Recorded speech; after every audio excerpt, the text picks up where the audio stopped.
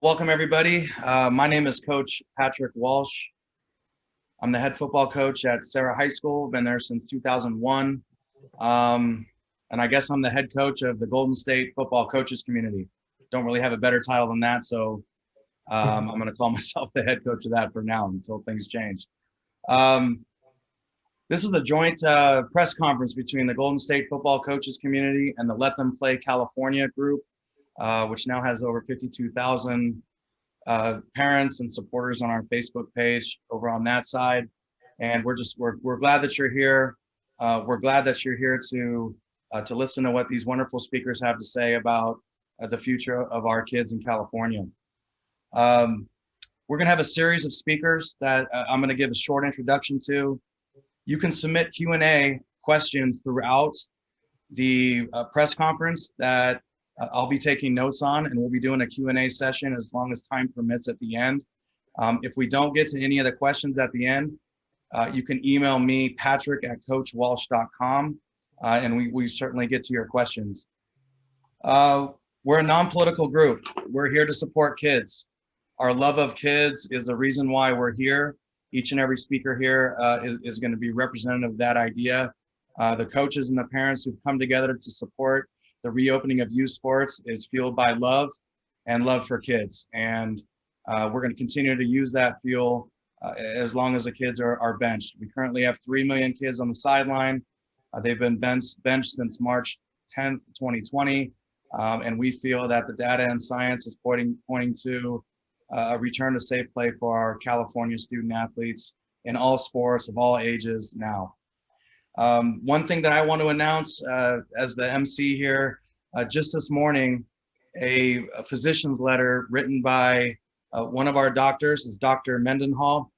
Anna Mendenhall put together a 3-page document with 57 different physicians from across the entire state of California that shows support for the return of safe play for our students. I'm very excited to announce it. My teammate here, Tina, will put it up in the chat, so it'll be made available to you. It's too long to read to everybody, but it's a powerful letter of support from our medical community in the state of California that support our youth. Today, we're going to go through a series of different speakers. We're going to start with Ron Gladnick, who is the head coach of Torrey Pines High School. We're then going to move on to Bradley Hensley, who's the founder of Let Them Play California. George Jackson, head coach of Richmond High School, is on the call and is going to talk to our community. Joe Bates, head coach of Skyline High School in Oakland, is going to be speaking after George. Devin Tray, class of 2022, big Devin Tray, lineman, class of 22 from Skyline High School, Oakland, is going to share his thoughts about where student athletes are and their mind frame. Hannah Erickson from Palo Alto High School, swimming and water polo ace, senior, is going to share her experience. And finally, our cleanup hitter is going to be Summer Stephan, the San Diego District Attorney, who has a lot of good information to share to all of you. So without further ado, Coach Gladnick, the mic is yours. Thank you all for being here.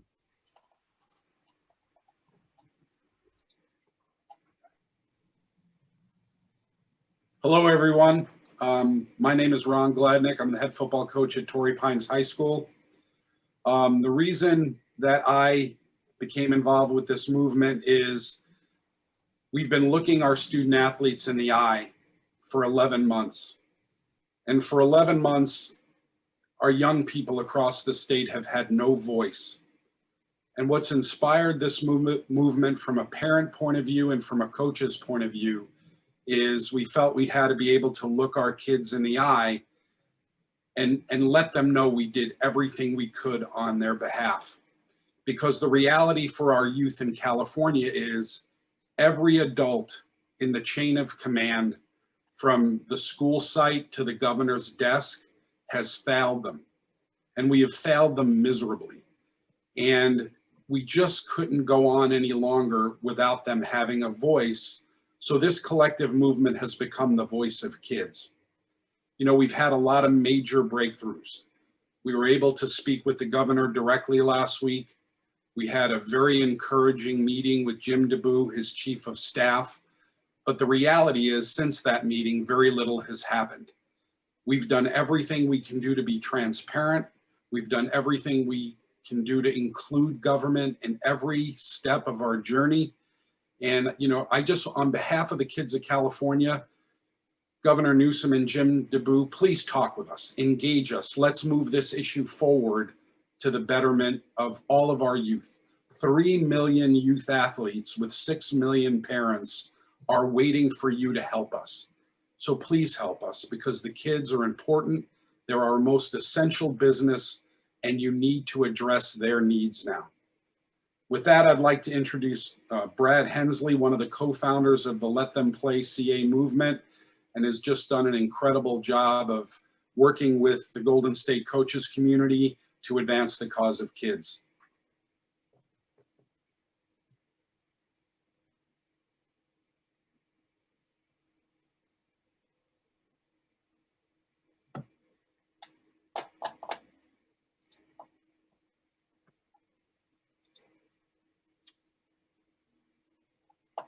Thanks, Coach. My name is Brad Hensley. I'm one of the co-founders of Let Them Play CA.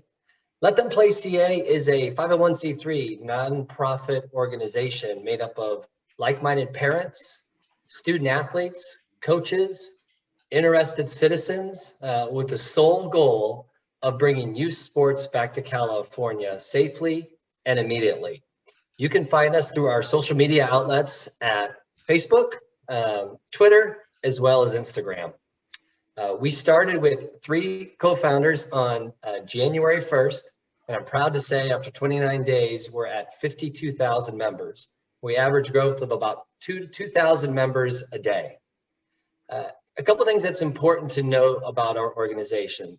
We have a single objective and mission, and that is to bring youth sports back to California immediately, safely, and through a positive environment. It's also important to know that we're apolitical. We are not pushing a political agenda. This is not a political issue. Athletes are not Democrats, they're not Republicans. All they want to do is play. We want to work with both sides of the legislature to get approval to get youth sports back to California immediately. Final thing to know about our organization, I think this is really our power, and it's what we're most proud of, is how organized we are and how motivated we are. Think about it. Are parents any more passionate about their children? And then you add sports to that.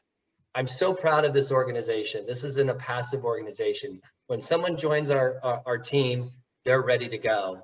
And when we ask them for their assistance and support in terms of the different strategies we employ, it's amazing how they come out in droves, thousands, to help us achieve those single objectives. So the easiest way to join us is to go out to www.playca.org, and that'll redirect you to our Facebook page. With that, thank you for your time, and I'd like to hand off to Coach George Jackson.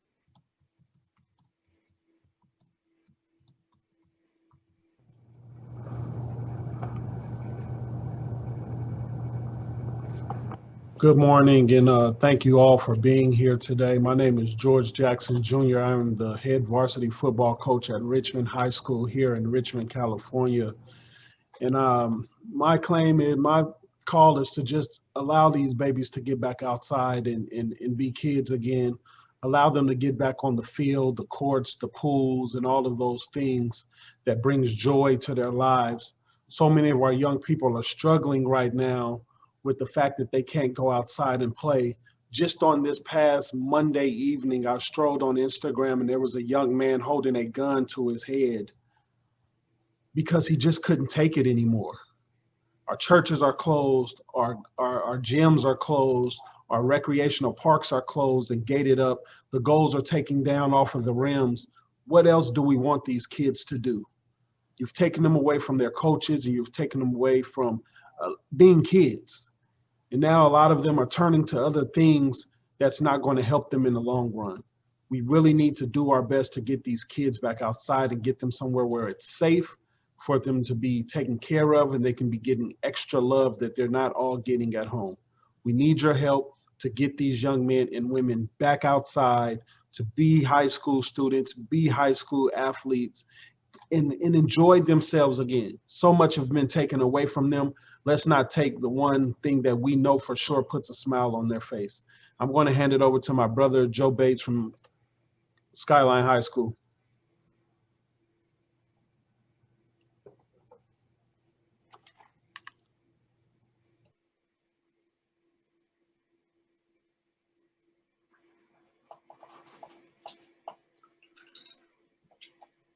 Hello, everyone. Thanks, Coach Jackson. I appreciate that handoff.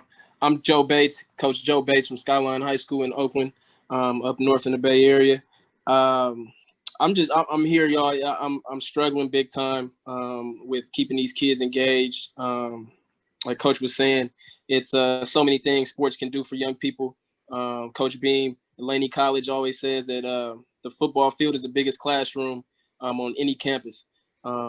Right now, we're struggling big time to keep kids engaged. We had a kid get murdered, Aaron Pryor. It was, in the New York Times, Chronicle, all the newspapers across, because we had a lot of things going on with him saying that if he was playing sports, he wouldn't be in the streets. And shortly after that, he was gunned down right across the street from his home. Just a lot of things, y'all. We got incarceration is up. In 3 years of me being head coach, I've never lost a kid to ineligibility, ever. We've had systems in place to keep people engaged, build relationships. All of that's gone.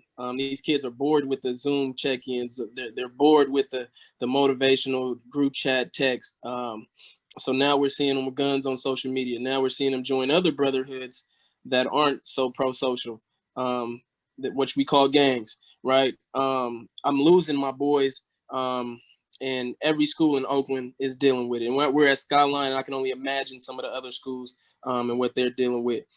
Please get us back on the field. Please get these boys an opportunity to kind of, we haven't seen our kids since March 2020, that we haven't even been able to work out. Like the city or OUSD hasn't allowed us to work out. We can start next week, but that'll be the first time we've seen them since March 2020.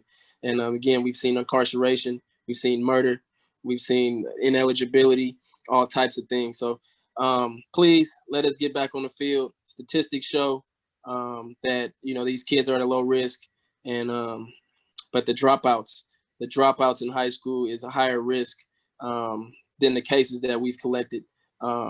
With only 100 coaches reporting, the dropouts is higher than 1 million workouts of COVID cases. So I appreciate the time, y'all. Please, we begging y'all to get us back on the field, so to give our boys the opportunity to kind of build a positive pro-social brotherhood in these inner cities.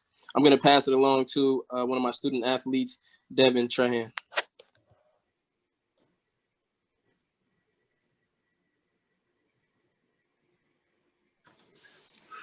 Good morning, everybody. My name is Devin Tray, and I am a student athlete at Skyline High School. I've known Coach Bates for more than about 3 years now. I transferred from Castlemont about 6 or 7 months ago, and it was already hard for me just being from Castlemont and being from Oakland. Like, everything is crazy for me. But crimes in Oakland has went up for me, or actually, in my opinion, crimes has went up in Oakland. Gunshots are they're just things that go by now. Like, it's things I hear and I can continue doing whatever I'm doing. My teammate, Aaron Pryor, he was joining the team. It was a hard loss for surely. I didn't know how to take it personally. It was too much going on at the time. I actually recently lost a coach to gun violence too. And for me, football, like, not having football right now is hard. It's very emotional. Sitting in this room every day and not being able to go work out, not being able to go out and run and have fun with my teammates, not being able to go compete with other people in different schools, it's hard and it's emotional. For me, everything ended as soon as we couldn't play football. For me, I cannot just participate in school while just everything is going on. I'm trying my best to, and it's hard. It's hard to stay motivated. My message to just anybody that could get us back going, it would be 10 times better. Like, just everything, school, everything would be so much better for everybody if we could just go back to school and play football. That's the only thing. But thank you guys for your time. Next up is Hannah Erickson.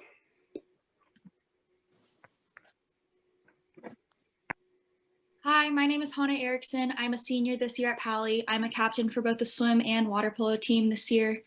And my biggest fear is that, as a senior, I'm going to walk away from something that I don't feel like it's finished. I definitely didn't think that last year was going to be like my last game or my last race, or like kind of knowing that I might not get a senior night. All of that is really heartbreaking. I definitely I miss my teammates. Like Devin said, it's really hard not getting to see your friends every single day. And I've been on online school all year, and it's been really hard to, stay connected. I've definitely felt like I've been a little bit more isolated. And for me, like my teammates in high school, like that's my second family right there. Like the girls who were older on the team at the time, like those were the people that I looked up to the most. Those are the girls that I went to if I had any, questions about life, about chemistry, whatever I needed. Like they were the people that could help me through it all. Like my teammates are also the people that make me want to be the best person I can be, so I can be a role model for the younger kids on the team. And it's not just my teammates I miss, obviously. I miss racing. I miss playing games. I miss the big meets. I miss cheering everybody on. Bottom line is I just really miss my sport, and I would love to just play one more season, play one more game, whatever it is. And I understand it's not going to be the same. It's never going to be the same, obviously, but I trust my teammates. I trust my coaches. I trust my community. I trust, whoever it is to just make it safe for us, so we can have, at least the class of 21 can have one last opportunity to play, one more game, or have one more race, or have one more, whatever it is that they want to play. Thank you for your time. I have the honor of introducing District Attorney Summer Stephan. It's awesome. She's awesome.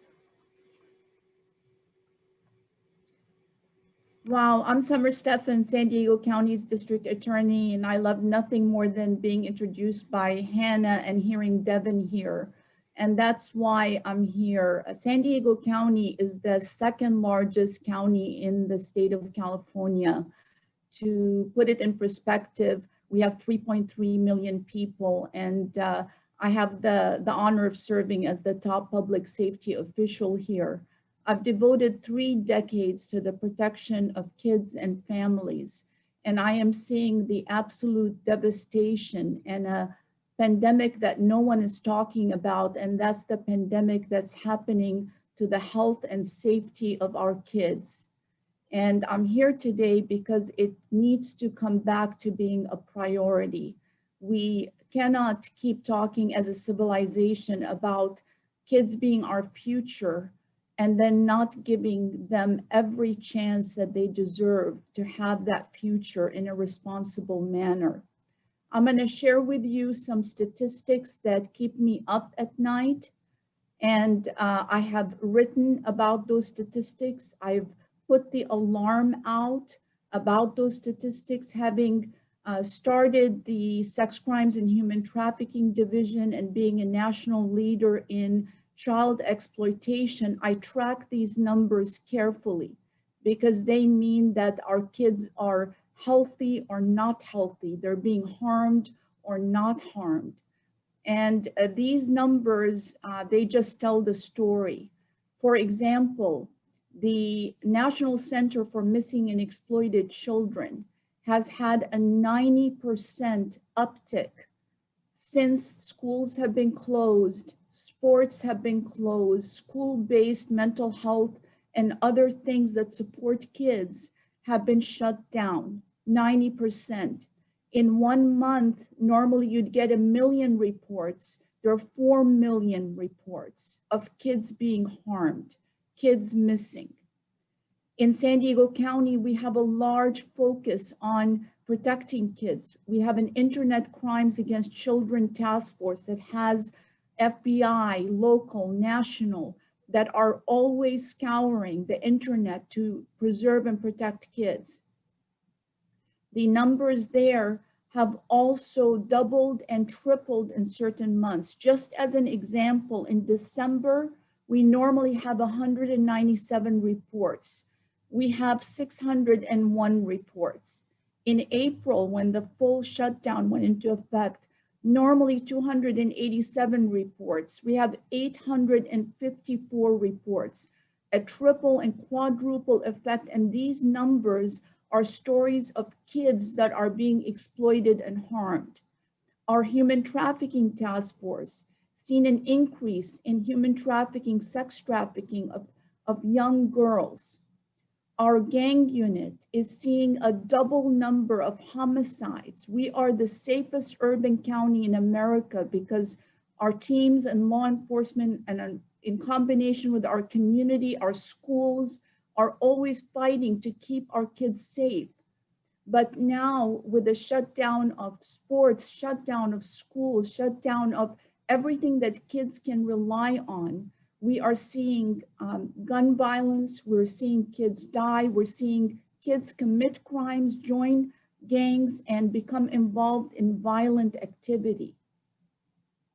This is all very alarming. And then when you look at the numbers from our Rady's Children's Hospital, this is our hospital that takes care of child abuse and of kids, and seeing that the suicide ideations for adolescents is skyrocketing, the depression is skyrocketing, the child abuse reports are skyrocketing. This is another pandemic that is going to last generations if we don't focus on this second pandemic, which is what is happening to our children. We know from study after study that adverse childhood experiences last a lifetime. Government's job is to do no harm. And while we cannot protect the harm of things that are happening, of the pandemic, we need to weigh that harm against the harm that is happening and that's being measured to our kids. And when you look at two credible reports from the CDC in January of this year that show that transmissions from schools and school-based activities are actually 37% lower than those from other transmissions in the community. And when you read the medical report from JAMA that also says and corroborates these facts, this needs to be a priority to come to the table and look at how we reduce this harm to our kids. We talk about educational equity. Well, I have news for you. The kids that don't have parents that can sit next to them, the kids whose parents have to work on the front lines, the kids who can't afford tutors, they are being lost. They are being lost in this generation. We cannot, in all honesty, talk about educational equity, racial justice, or any of these things when we are not paying attention to our kids. Thank you. Now I'm going to turn it back to Coach Patrick Walsh.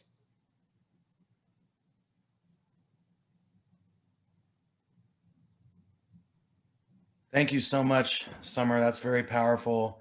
And thank you to all you speakers who showed up this afternoon on behalf of the kids of California. Very, very powerful words, very emotional words. I saw Coach Jackson tearing up during his speech. And this is I hope all of you attendees understand that this is very real. This is a very real situation. Our kids are crying out for help. It's almost like that TV show Lost, where we're sending out the beacon just over and over and over and over again to people to listen to our kids and to listen to our coaches and to listen to Summer and to listen to the 57 professionals who have now signed the health directive, the health letter that they penned. It's time to get youth sports back. We believe we can do it. We're professionals. All these coaches love kids. We'll do it in a safe way.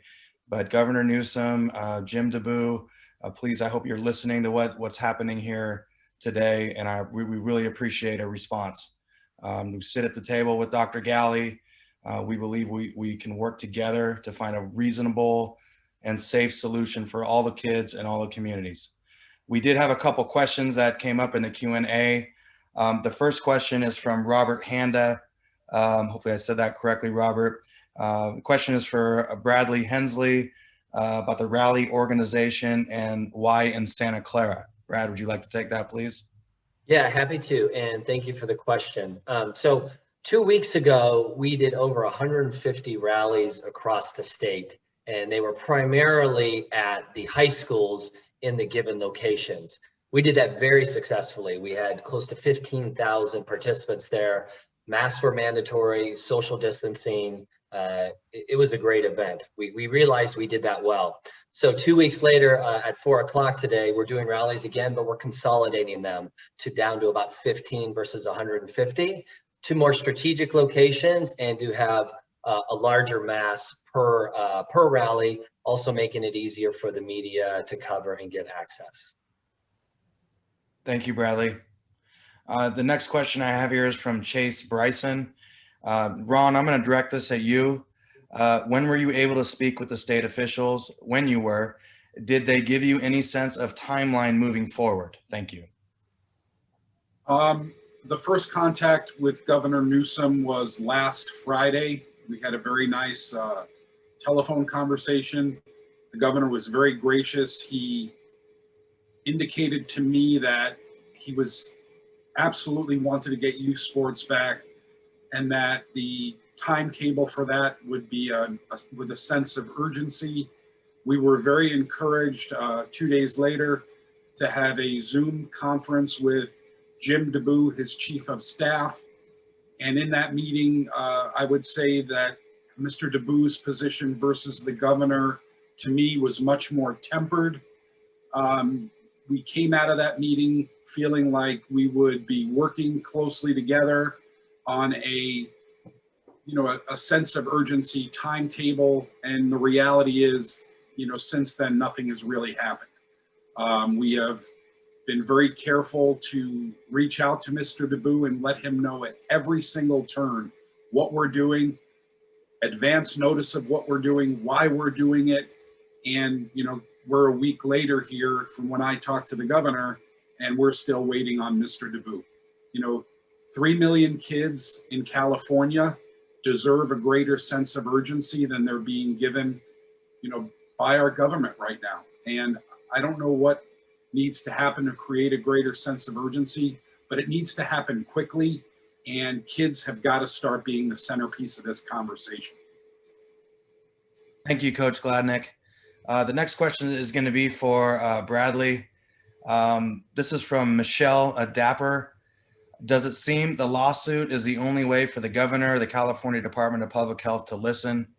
Or do you guys feel momentum is building with the rallies? Brad, I know this is your area, so go ahead and take that away. Well, I'm not an attorney, so I wouldn't say it's my exact area, but I am a part of it for sure. Lawsuit isn't the only way to get attention. It's one of our strategies. If you look at the other states, such as Illinois and Minnesota, New York, West Virginia, who also weren't allowing youth sports, a court case was part of their strategy also. The reality, though, is there's so many other things that we are doing on a positive basis to build momentum, to get the attention of the governor, that we tend to probably focus more on that. In terms of the lawsuit, we have a press release that we'll be releasing shortly. We also will be doing another press conference early next week, Monday or Tuesday. And I know everyone's anxious for those details, and we'll be getting those to you shortly. Thank you. Let's see, I'm going to read your question here, Harold. Why do California officials not want to see or dismiss statistics from other states? What do they say about that?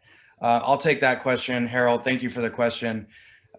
That's the whole goal of the meeting, that Coach Gladnick and Bradley and the California or the Golden State team and the Let Them Play team is trying to get together so we can get at the same table, talk about data and science, talk about things that we've uncovered, talk about the mental health issues, even criminal issues that Summer was referring to that are affecting our kids on a daily basis, and present them with opportunity to make the right decision by our kids.